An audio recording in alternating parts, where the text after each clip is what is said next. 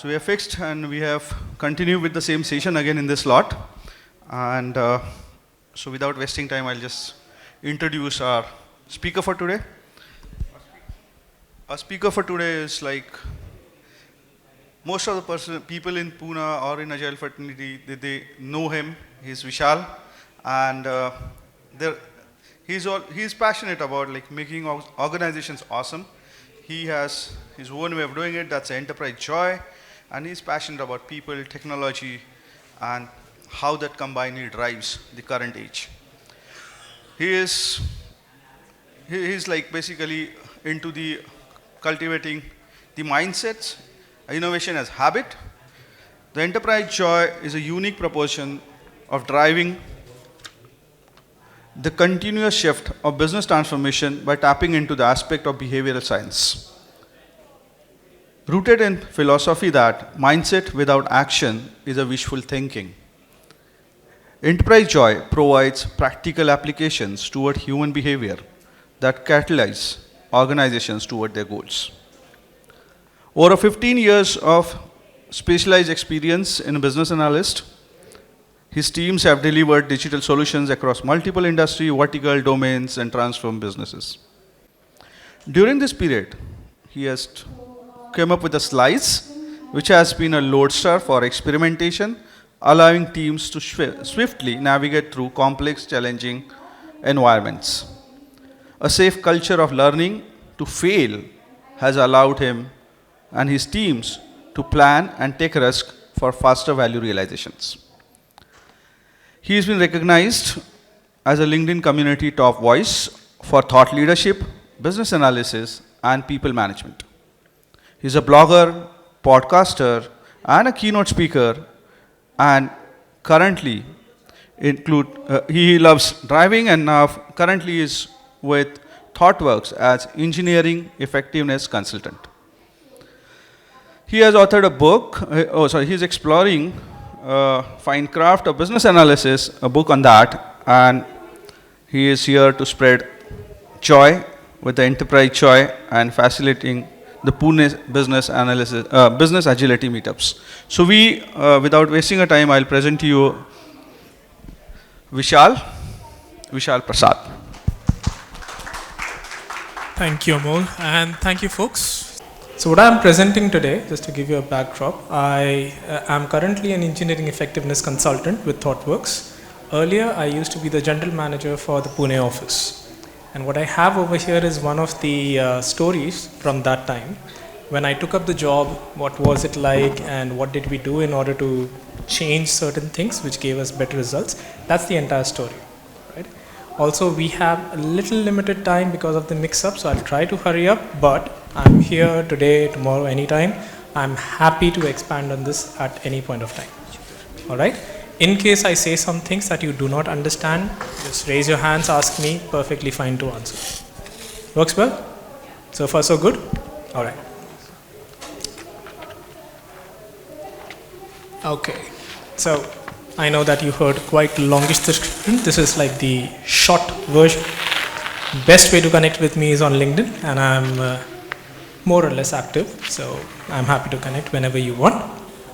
I have a slightly popular opinion that I want to know. So the question here is, where do we feel that agility works the most? Not the best, but the most. So I got three options for you. You have software, you have automobile manufacturing, and then you have business operations. Which one do you think works the most? Software tech, yeah. No? No, why?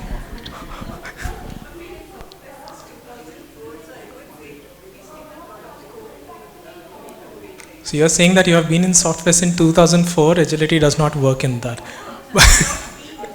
Not the most. Okay, so where is the most out of the three for you?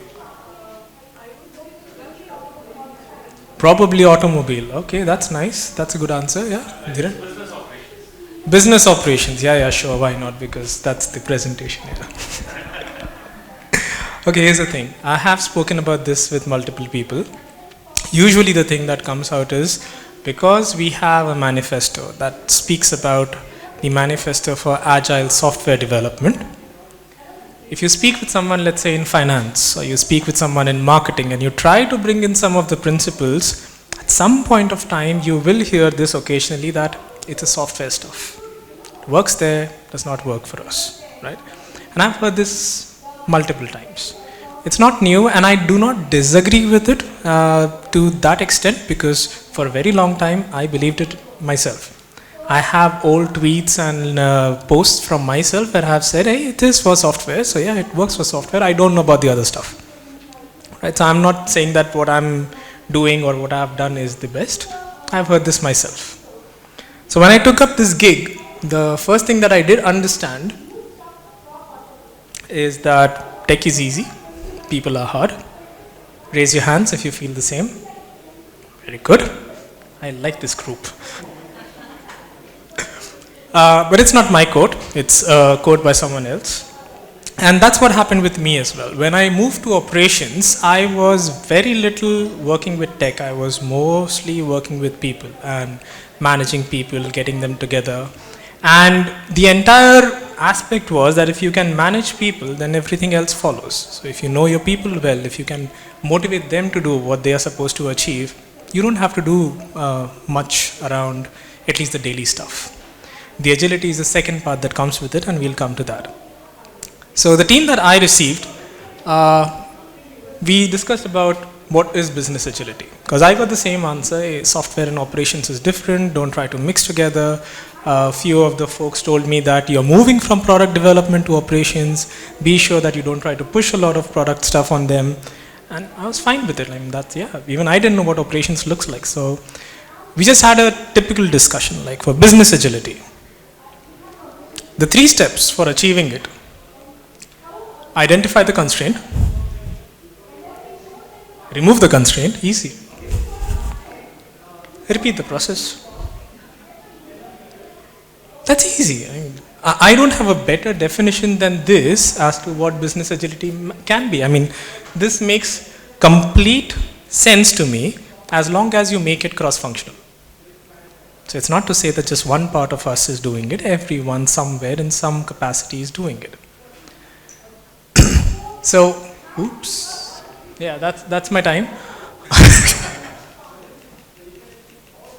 Yeah, these are all the slides you'll have to see again, I'm sorry for that. Yeah, so let's see where it all started. This is my team, all right? So we had 2 general managers. I was one of them. The other person was managing the Mumbai location, and we worked as a pair. We had people champions. People champions are HR BPs, if you want to consider them that way. We tend to humanize them, and that's the reason for calling them people champions. We had the engineering director, the community leader, the staffing leader, the operations coordinator, recruitment leader, which were common across 2 locations. So if I have to put them in a matrix structure, this is how it looked. So I still headed operations, but then the people champions coordinators came from the people team. The technology gave us the engineering directors, the recruitment gave us the recruitment leader, communities gave us the community leaders. And that's my team. So I'm working with the leaders of these team, and we are supposed to do something for our organization. More closely for the locations in Pune and Mumbai, because that is what we were managing. Right? So before we start anything, we should look at the current status, and that's what I did as well. And I simply just sat and observed, nothing much. The very first problem that came was, when I joined, we were towards the end of the second half. So there was a lot of retrospectives that was going on as to how did we do in this particular quarter or this particular year and stuff like that. And the one thing that I observed was a lot of the people used to do goal setting. And do you do goal setting for yourselves in your organization? Yeah. Tell me if you have seen this trend, or maybe you can tell me if I'm wrong. So you set your goals, beginning of the year, beginning of the quarter, however you want to do it. Then you go on and you do your work. Loads of urgent stuff come. Clients ask you to fulfill the deadlines. You end up doing late nights because Narayan Murthy asked you to. Hey, come on. And finally you come towards the end of the cycle, and at that time you go back and you look at the goals, and then you see if you have finished it or not. Does that happen with you? Yeah. And how does that work out for you? How many goals do we feel that we have completed? Out of 100%? 70%? No? 70% passing marks. Okay. 50? 50, okay. Anyone for 30? 30 going once? 30, okay. Which was true for this group as well, right? And I found it odd. For them it was natural because they had gone through so many cycles of it that it felt like this is the way. That's how it works. So when people start thinking that, hey, this is the way, it becomes slightly difficult to actually bring in change. So the question is, how do you bring in change? We bring in change by bringing in a framework. Now this is a ThoughtWorks framework. If you want the details of this, there is also a book written by Jim Highsmith and others, Edge Transformation. And the framework is very easy. There is a goal setting framework which we call the lean value tree. It's about having a vision, having some goals, having bets. The crazy part about this is that these are not set initiatives. Bets are hypotheses. So we are assuming that if we do something in a certain way, then the goals get achieved. That gives way for experimentation. You're not held if the bets fail, but you are encouraged to perform some experiments. If you succeed, you get good results. If not, that's fine.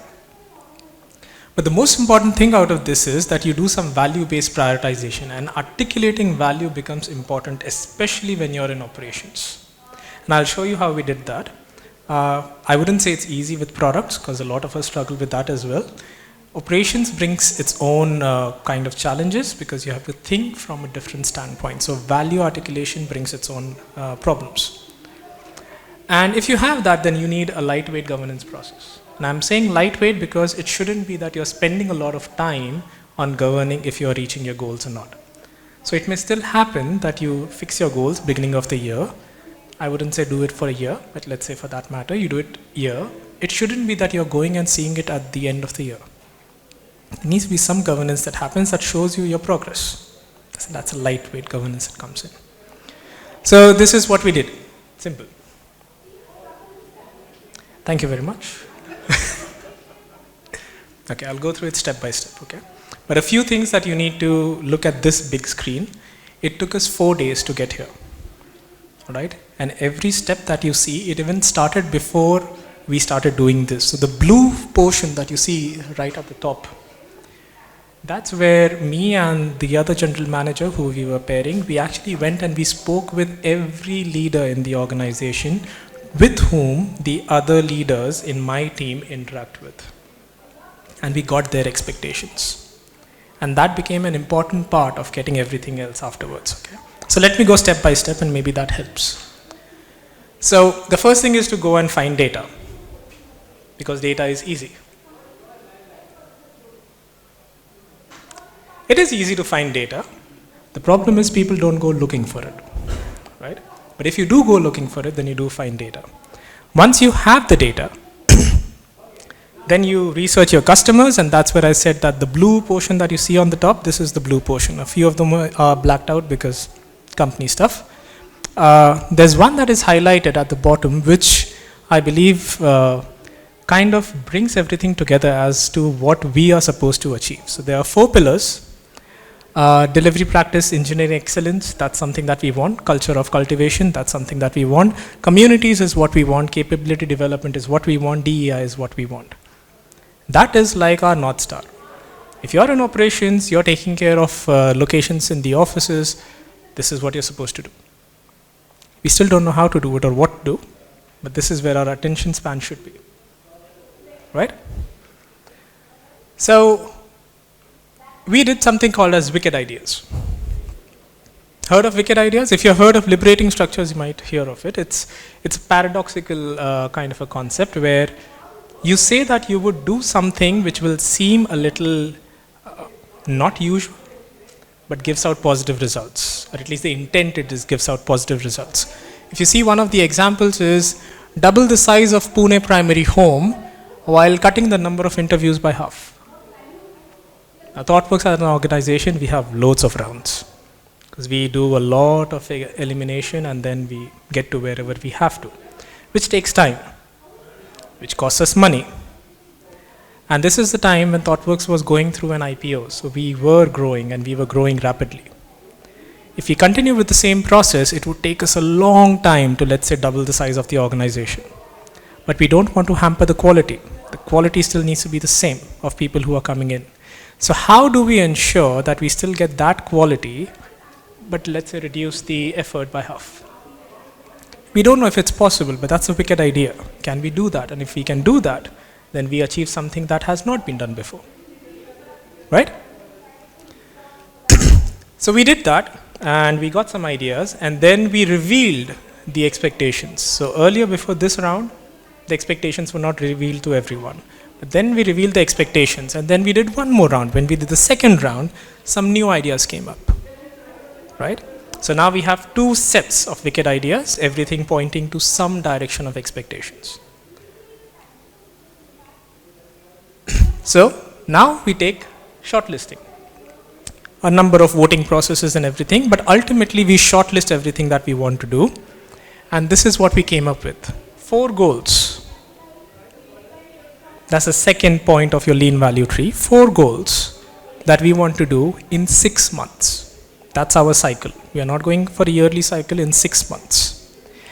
And we put measurements over here. Earlier I said it might be difficult to value articulate the measurements, but we did manage to find some measurements.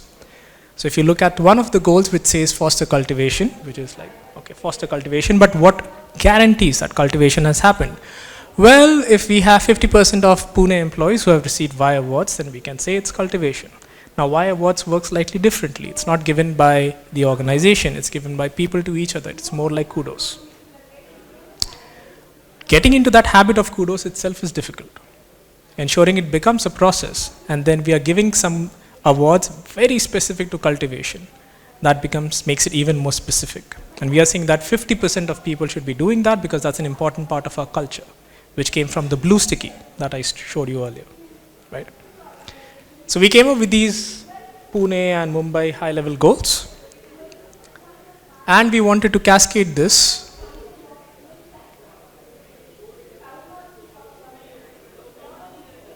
If it goes back to the last slide, then we'll most likely stop here.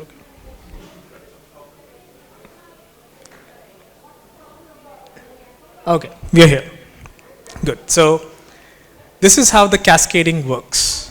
You take the measures of the Pune and Mumbai level goals, you make them the goals for the people. But it's a self-organizing team. So you don't enforce the goals, they sign up for it. And multiple people, because you have a bigger team, you have around a 10-member team, you have 4 goals, which has measures on it. So you have roughly around 30, 40 measures, 20 measures which are there. You can have people who get assigned multiple measures. And that's fine. That means that they can pair up or they can do different things in order to achieve the same goal. So this is my goal, right? The top yellow ones that you see are measures on the Pune goal, which become my goal. Then I have my own measures to fulfill those measures. That's a cascading effect. Very similar to what would happen in an OKR. The only difference is there's a little lesser across the functions that you see. When I say across the functions, departments that you see. Because I have my own first team with whom I'm working. All right?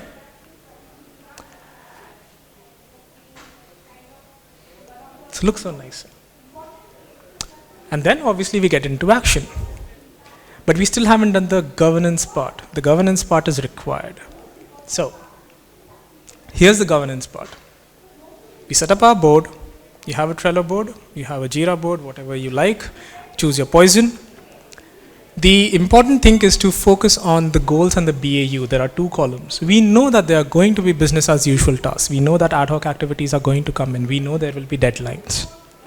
But we also want to ensure that you're looking at the goals every single day, which did not happen earlier. which probably does not happen even with you because you set your goals earlier in the year and then you only look at it towards the end of the year. But by setting up a board where the goal is in your face every single day, during your daily scrums, daily stand-ups, whatever you do, you get to see that. And then you put a very simple rule around it. The rule is every day, every person should be working on at least one task that takes you towards the goal. So you still have a work in progress limit that is applied.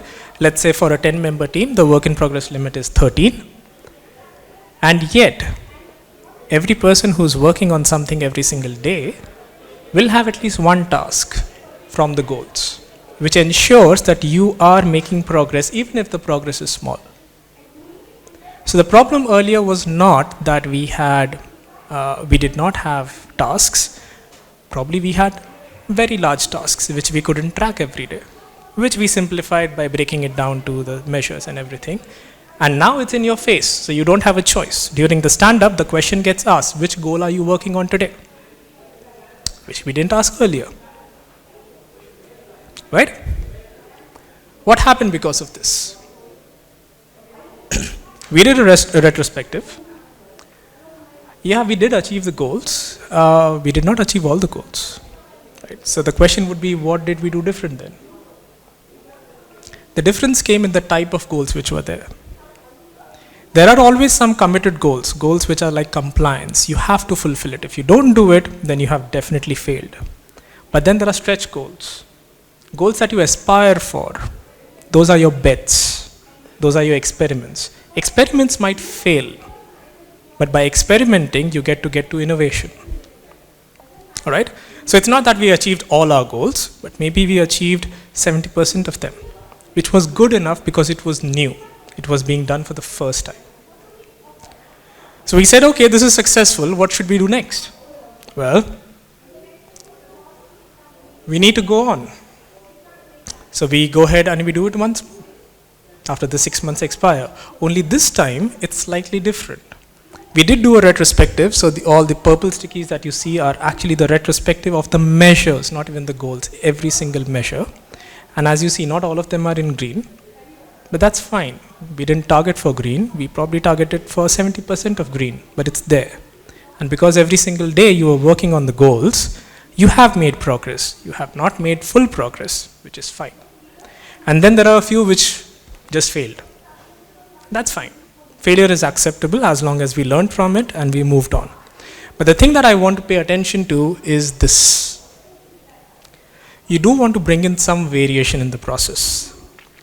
When we did it for the first time, what we did not cover was the motivation of the individuals. So this is something that comes from Management 3.0. It's called Moving Motivators. This time we said, okay, let's look at your motivation. So we did a short exercise. We got the motivations out of the people. Like what motivates you? And this time when we did the goal setting, it was aligned to what motivated them. So the thing that we did not get earlier was the company is growing. Am I growing with it? Which got solved here. And this is just the second iteration. And we did this 3 more times till the time I was in that role. And every single time we did this, we changed something. We introduced something new. And what was working, we continued to do that. That ties back to the first slide that I had, where business agility is easy, right? 3 steps. Which were?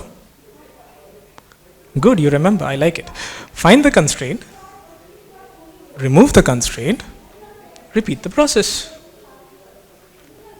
So when it comes to ITeS and we say operations, services, whatever we want to call it, we do feel that business agility is something big, something that is heavy. We need to bring in more consultants. We need to get the bigger picture. Yes, you should do that because that's good for my business. Please do that. But it's also easy if you want to start introducing it into smaller chunks in your own workplace. So for me, what's so agile about this? We just did 3 things.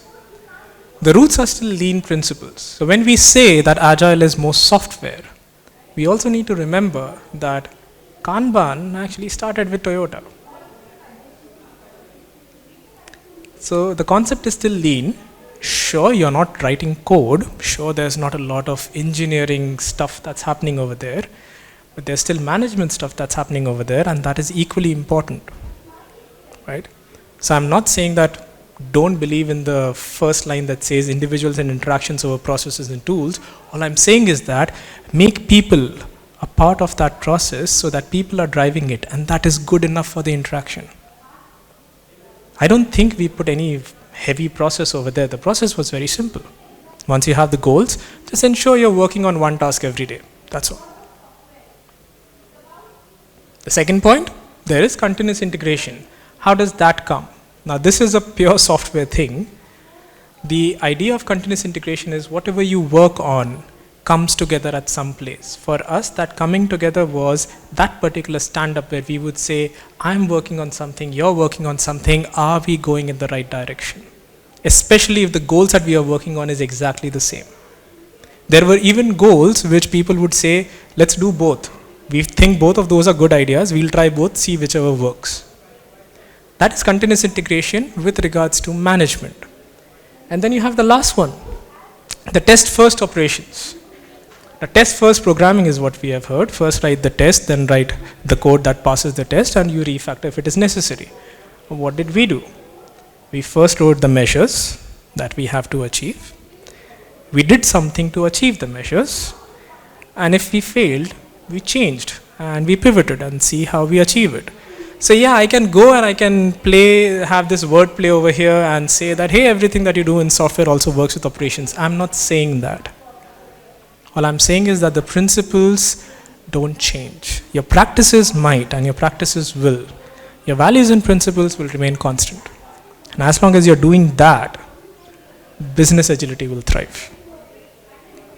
And in all fairness, that's all that I have for you today. As I said, a short story of what I did. Please bear with me. And that's how you connect with me. Thank you so much for being a wonderful audience. I'm happy to take questions. Yes. Great. Thanks. So if you can share some measures, I think it will be helpful for us. Let's probably, if you can bring up the slide, let's look at one.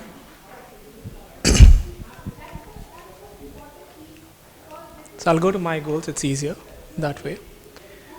So if you look at the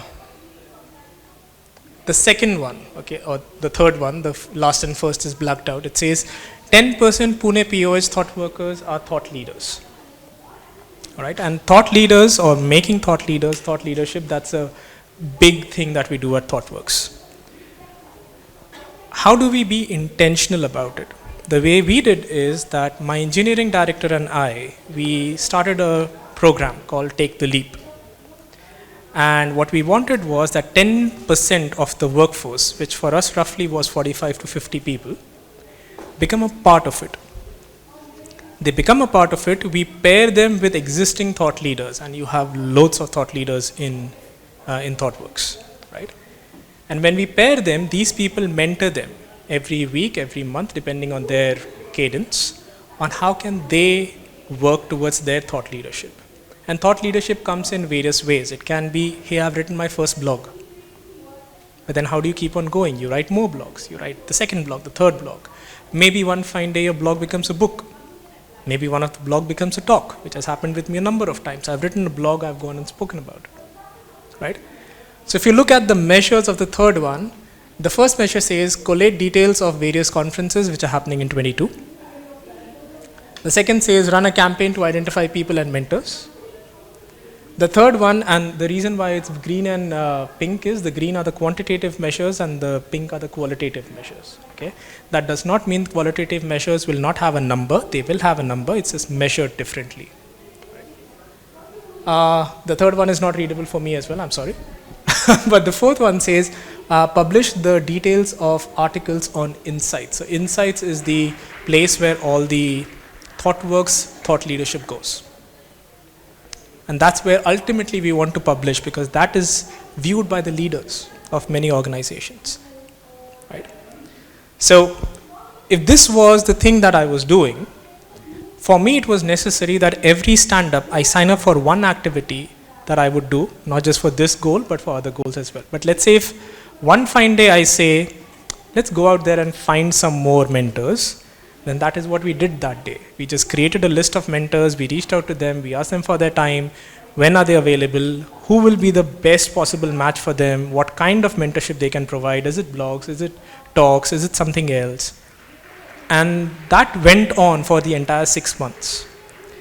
And when it was successful at the end of 6 months, we even launched the second one. So after 6 months, when we did the second version of Take the Leap, these people who were learning in the first 6 months, they became mentors for others who were new. That continued.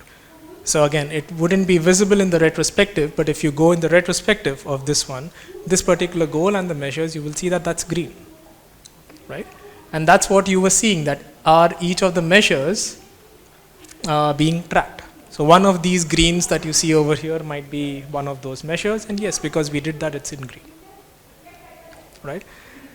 The others did fail, and that's fine. At least we gave it a shot, right? If I may ask you one more Please. question. Basically, these measures led people's involvement in the process. Yeah. Now, typically, if I look at a Scrum team, right, you have cross-functional team, you have testers, developers, yeah, somebody from DevOps. Now, all of them report to different managers, typically, and some of their goals might be common, but some of their goals are distinct, very distinct. Yeah. So I really like the idea of getting them onto your Scrum board or wherever they show up, yeah, every day. But how do you manage that? Because people, and then it's really difficult to get those managers in alignment, right? Yeah. From where you are getting those resources. So if you can just help. There can be a few different ways to do it. The way it was done for me was because I have the first team and they have their managers. For us, the stand-up was the way to manage it. I wouldn't say that will work everywhere. You'll have to see what your context is, and then in your context, what works well. Maybe we can talk and you can give me more details and I can get to that. One of the other ways which ThoughtWorks does or used to do is we have a trio. And that trio is basically the immediate manager and the matrix manager and the person, and they always work on their goals together. So there's alignment over there, right? And then there's a process for that as well.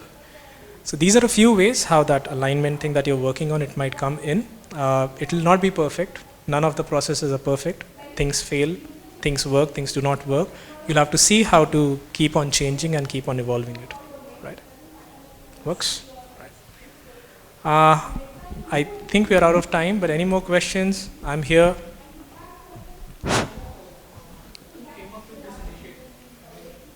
That was my doing. I'm sorry for that. No. Well, actually, there was no management to convince. I had the autonomy of working out the things the way Pune and Mumbai works because I am the one who's leading the two locations.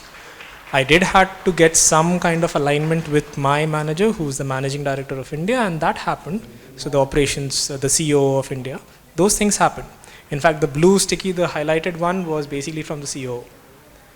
So that's how those things happened. But I did get the full autonomy to figure out how to achieve that. I got the goals, and I had the free hand to do it.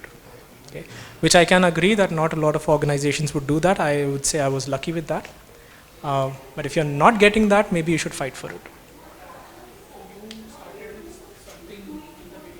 Yeah. It did evolve.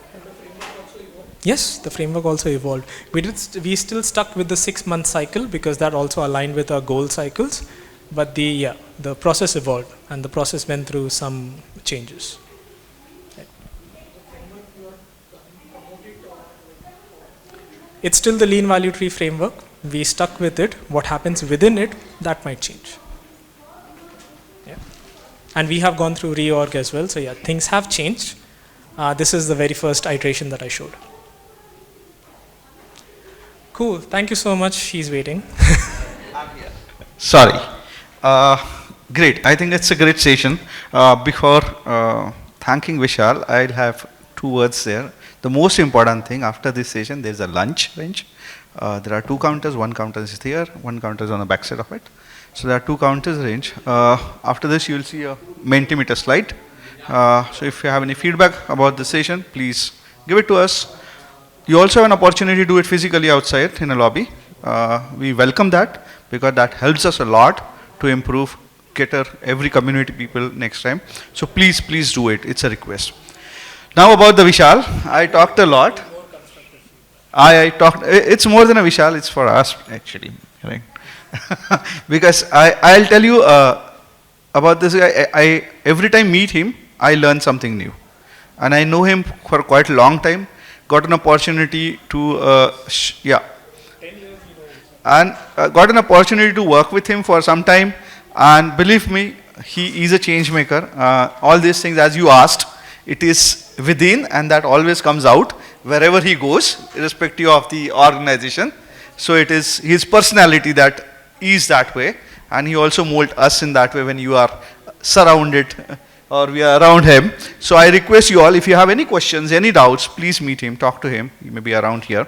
So thank you, Vishal, for your time and this wonderful session, sharing some knowledge with us, and we wish to see you again and again, and every time to learn something new. I request Sriharsha here. This is my most favorite conference wherever I spoke. Yeah. There's a history to it, and Shri and I, we have this long history, the way it has evolved. This is still the best conference that I would not miss this one. Thank you very much. Thank you very much. So I request Sri here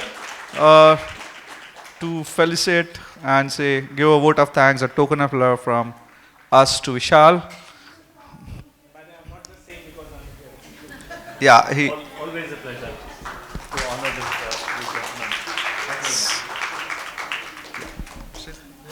no, I think we're good. Thank you all. Thanks for your time. Enjoy conference and please keep writing to us.